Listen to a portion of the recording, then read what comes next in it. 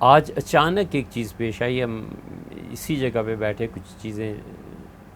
کچھ لکھنے پڑھنے میں مصروف تھے، تو معلوم ہوا کہ مری انتظامیہ نے یہ طے کیا ہے کہ جو بلڈنگ ہے اس کو ہم گرائیں گے۔ کچھ سمجھ نہیں آئی اب تک بھی کہ یہ کیا چکر ہے، کیا چیز ہے، لیکن اس کے بعد آپ ویڈیو دیکھ لیں کہ وہ کیا کر رہے ہیں، اور ہمارے علم میں نہیں کہ یہ کیا ہو رہا ہے اور کیوں ہو رہا ہے۔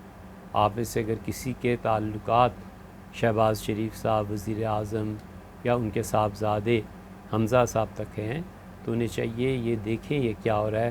ہم نہیں جانتے یہ اب بلڈنگ کو کیوں توڑ رہے ہیں، کیا وجہ۔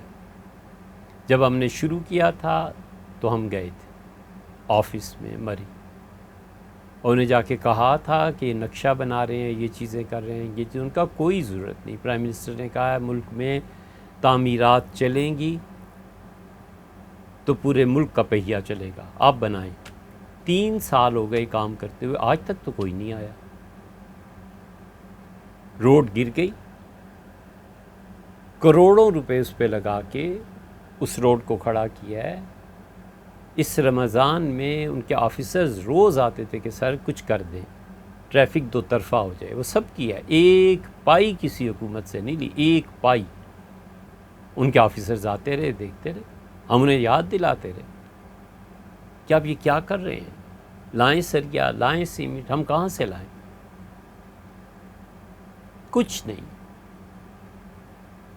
اس لیے کہتے ہیں تم نے نقشہ نہیں، بھئی ہم آپ کے سامنے کہاں سے نقشہ رکھتے، رجسٹریشن کرواتے، یہ قانون ہی نہیں تھا۔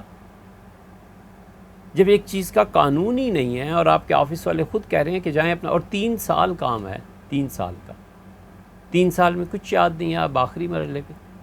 پوری دنیا میں جو لوگ اس بات کو سن رہے ہیں، آپ یہ دیکھ لیں اپنی آنکھوں سے، آپ سوچیں آپ کو کیا کرنا ہے۔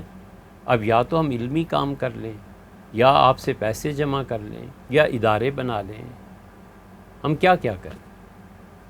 اسی لیے ہم نے آپ سے بہت پہلے کہا تھا کہ ہمیں اس ادارے میں ایسے بچوں کی ضرورت ہے جو بہت کم تنخواہ پہ کام کریں، اور اس فکر کو آگے لے کے چلیں کہ ہم نے اس نظام کی تبدیلی کے لیے جو افراد ہیں وہ کن اداروں میں تیار کرنے۔